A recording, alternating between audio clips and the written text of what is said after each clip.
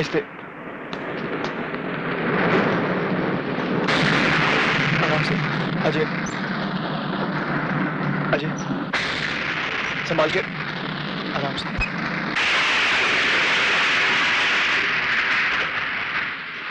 अच्छा, तो पी के आया है? वो माँ पासों ने खुशी में पार्टी दी थी, दोस्तों ने जबरदस्ती पिला दी इसे, थोड़ी सी चढ़ गई है। माँ, मगर प्लीज इसे डांटना मत, गलती तो मेरी थी, खामखा में से ले गया वहां। गलती तेरी नहीं है बेटे, खोट तो मेरी परवरिश में रह गई, वरना मैं तो इसी भरम में जी रही थी कि जिंदगी के किसी भी मोड़ पर इसके कदम नहीं डगमगाएंगे। अजय, अगर आंधियां मुझसे टकराई होती ना तो मैं नहीं डगमगाता, लेकिन क्या करूं, चोट दिल पर लगी थी और दर्द का सैलाब रगों में उमड़ रहा था। कोई सहारा तो चाहिए था ना मुझे। तो नशे का ये बांध उसे कब तक रोक पाएगा? उगल दे उस सैलाब को जो तेरे होठों तक आकर लौट जाता है। रहने दे मां, वरना शब्दों की तलवार रिश्तों की वो डोर काट देगी जिससे हम दोनों बंधे हैं। ये क्या बकवास कर रहा है? होश में आ जाए, जानता है तो किससे बात कर रहा है? उस औरत से राज, जिसे देवी कहते हुए कभी मेरी जुबान नहीं लड़खड़ाई, जिसकी ममता का आंचल 25 साल जिंदगी के हर मौसम में मेरी हिफाजत करता रहा। लेकिन आज वही आंचल इस बेटे के सर से हटकर किसी गैर मर्द को छुपाने के लिए पर्दा बन गया। कौन है वो जिसने मेरी मां के गले से ममता का जेवर उतारकर अपने नाम का मंगलसूत्र पहना दिया? कौन है वो जिसकी लंबी उम्र के लिए मेरी मां करवा चौथ का व्रत रखती है? कौन है वो जो मेरी मां के दिल में मोहब्बत बनकर और मेरे दिल में नफरत बनकर पनप रहा है? बोल मां, बोल, जवाब दे। अगर तुझे एक औरत के चरित्र और मां की मर्यादा का खून ही करना था तो फिर ये सफेद साड़ी पहनकर विधवा होने का नाटक किस लिए? बोल, कौन है वो जो तेरी कोख को डस रहा है? किसके पाप की निशानी हूं मैं? इस हरामी के बाप का नाम क्या है? बोल, क्या नाम है इस हरामी के बाप का? बोल, क्या नाम है इनके बाप? तमीज, ज़बान दे, गैरत, इतनी बड़ी बात कहने के लिए कैसे कि तूने बता क्या है कि हिम्मत? तू बीच में मत आ। यहाँ जितनी खिलौनी बात कही, तेरी तो कैसी बातें कर रहा है? क्या कर रही है तू? होश में लिए तू तो होश में आ। मुझे तो शर्म आती है अपनी कोख पर, जिसने तुझ जैसे बेटे को जन्म दिया। लोग झोपड़े में रहते हैं ना, उससे भी बुरा नहीं कहते। अरे तू तो 9 महीने इस कोख में रहा है रे, तो फिर इसे गाली देने की हिम्मत कैसे की तूने? अपनी माँ के सीने पे शब्दों की बर्छियां चलाते वक्त क्या एक बार भी तुझे ख्याल नहीं आया कि इसी छाती का दूध पी के बड़ा हुआ है तू? तू क्या सिखाएगा मुझे औरत का चरित्र और माँ का कर्तव्य? अरे मैंने तो एक वचन के लिए अपनी सारी जिंदगी वनवास की तरह काट दी। तू जानना चाहता है ना कि मैं ये मंगलसूत्र किसके नाम का पहनती हूँ, किसकी लंबी उम्र के लिए करवा चौथ का व्रत रखती हूँ? तो सुन, वो कोई और नहीं, वो तेरे पिता हैं।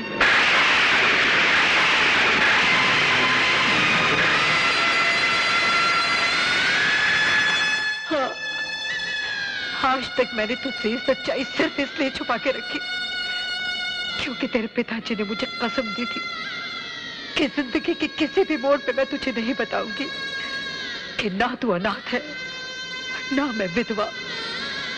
लेकिन आज तेरे इल्जामों के बारूद से कसम की वो दीवार टूट गई। तेरे पिता एक डॉक्टर थे। वो जिस अस्पताल में काम करते थे, वहां के मालिक राय बहादुर को लोग देवता की तरह पूजते थे, लेकिन हकीकत में वो इंसानी जिस्म के अंगों का व्यापार करते थे। ये राज तेरे पिताजी पे उस दिन खुला जिस दिन। Yes, doctor Ravi here. क्या? मर गया? कैसे मर गया? उसके पेट में दर्द हो रहा था, उसे अपेंडिक्स की प्रॉब्लम थी, इसलिए डॉक्टर सिन्हा को उसे ऑपरेट करना पड़ा। लेकिन बच्चे ने ऑपरेशन टेबल पर ही दम तोड़ दिया। मेरे पेशेंट को ऑपरेट करने से पहले तुम लोगों ने मुझे इन्फॉर्म क्यों नहीं किया? सर, इमरजेंसी इतनी थी कि उस वक्त आपको बुलाना। बच्चे की बॉडी कहां है?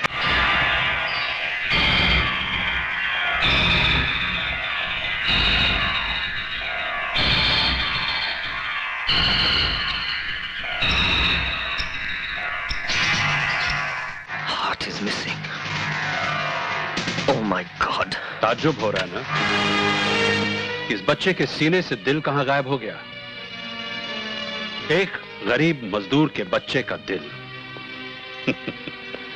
अब एक करोड़पति बाप के इकलौते बेटे के सीने में धड़क रहा है। और जानते हो हमें इस कारनामे की क्या कीमत मिली है? 3 लाख रुपए। ये दौलत तुम्हारा भी मुकद्दर बन सकती है डॉक्टर, अगर तुम हमसे हाथ मिला लो। घबराओ नहीं डॉक्टर, किसी को हम पर शक नहीं होगा, क्योंकि हम ये हथकंडे उन्हीं पर आजमाते हैं जिन्हें मरने के बाद कफन के पैसे भी हम ही को देने पड़ते हैं। You bastard! Kidney, liver, brain, lungs, heart वगैरह, ये सब इंसान। मैं कहता हूं छोड़ दो मुझे। गौर से देखिए राय साहब, ये वो कमीना सफेद पोश कसाई है जो पेशे की आड़ में लाशों का कारोबार कर रहा है। आपके अस्पताल को इसने मौत का अड्डा बना रखा है। ये कमीना इस अस्पताल में क्या क्या कर रहा है ये नहीं डॉक्टर जानते। रवि, जो कुछ तुम डॉक्टर सिन्हा के बारे में कहना चाहते हो वो मैं बहुत पहले से जानता हूं, और मैं ये भी जानता हूं कि ये सिर्फ एक मोहरा है। इस सिस्टम का रिमोट कंट्रोल किसी और के हाथ में है। अगर आप सब जानते हैं तो खामोश क्यों है? कौन है वो? दिल कमजोर तो नहीं है ना तुम्हारा? कहीं ये सुनकर हार्ट फेल ना हो जाए कि वो रिमोट कंट्रोल मेरे हाथ में। इस अस्पताल में काम करने वाले सारे डॉक्टर मेरे इशारों पर चलते हैं। यहाँ आने वाले हर मरीज की जिंदगी और मौत का फैसला मैं करता हूँ।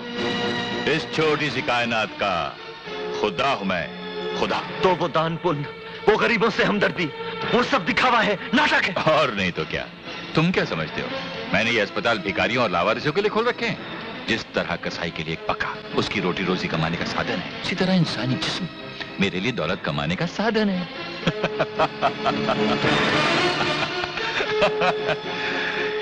कितनी अजीब बात है ना डॉक्टर रवि। जिस मुल्क में जिंदा इंसानों की कोई कीमत नहीं, मैं उन्हें लाशों में बदलकर कीमती बना देता हूं। खैर, अब तुम हमारा राज जान ही गए हो तो हाथ मिलाने की कीमत बताओ। सिर्फ एक कफन जो मैं तेरी लाश पर डालूंगा। Relax doctor Ravi, relax. कीमत बताओ, कीमत। तू अपने आप को नीलाम भी कर दे तो मेरे जमीर की कीमत नहीं लगा सकेगा। मैं भी पुलिस को फोन करूंगा। पुलिस की क्या जरूरत है? उसका इंतजाम तो हमने पहले से कर रखा है। डॉक्टर जगदीश। आइए इंस्पेक्टर साहब। Inspector, arrest him. इंस्पेक्टर साहब, गुनहगार मैं नहीं हूँ, ये कमीने हैं जो बेकसूर मरीजों की जिंदगियों से खेल रहे हैं। अपने अस्पताल को कत्लखाना बना रखा है इन लोगों ने। गिरफ्तारी नहीं कीजिए इन्हें। You shut up and come with me. ये सब तुम्हारी मिली भगत है। मैं तुम्हारे गोरख धंधे का पर्दाफाश करके रहूंगा। मैं अदालत में चीख चीख कर कहूंगा कि मुजरिम तुम हो, तुम हो, तुम हो। Order order order. Doctor Sinha, आप अपना बयान जारी रखिए।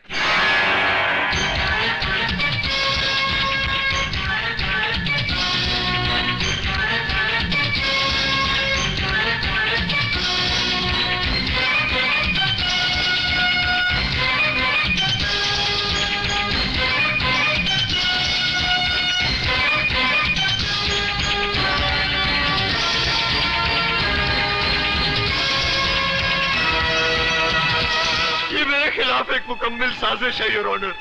ये सारे सबूत, ये सारे गवाह राय बहादुर के खरीदे हुए मोहरे हैं। मैं सच कहता हूँ जज साहब, मैं निर्दोष हूँ। मैंने कोई पाप, मैंने कोई गुनाह नहीं किया जज साहब। मैंने कोई पाप, मैंने कोई गुनाह नहीं किया जज साहब।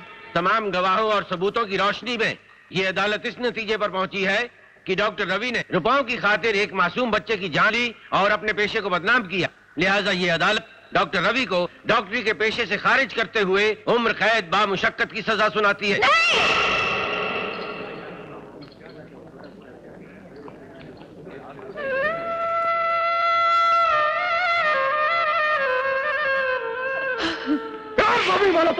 सारे डॉक्टर नहीं कसाई है तू। सैकड़ों बेगुनाह इंसानों का खून किया तूने। तुझे उम्र कैद नहीं, फांसी होनी चाहिए। सिनारे में काटती है साले तुझे। मारो साले को, मारो, मारो साले को, मारो। अरे मासूम बच्चों की जिंदगी में खेलता है, ह्यूमन ऑर्गन की स्टोरी करता है। अरे उसके बाद छोड़ा नहीं साले को, मारो, कुत्ते की तरह मारो उसको साले को। अबे ज्यादा कहा है साले, कसाई के बच्चे, छोड़ो मत इसको। अरे इसको क्या मार रहे हैं? इसके बच्चे को छीन लो, इसके बच्चे के टुकड़े टुकड़े कर दो।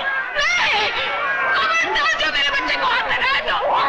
मैं कहता हूँ रुक जाओ। इंस्पेक्टर साहब ने रोकिए, ये मेरे बच्चे को मार डालेंगे। छोड़ दो मेरे मुन्ना को। रुक जाओ बेटे, रुक जाओ। मेरे बच्चे को छोड़ दो, छोड़ दो, इन लोगों को छोड़ दो। तेरे बच्चे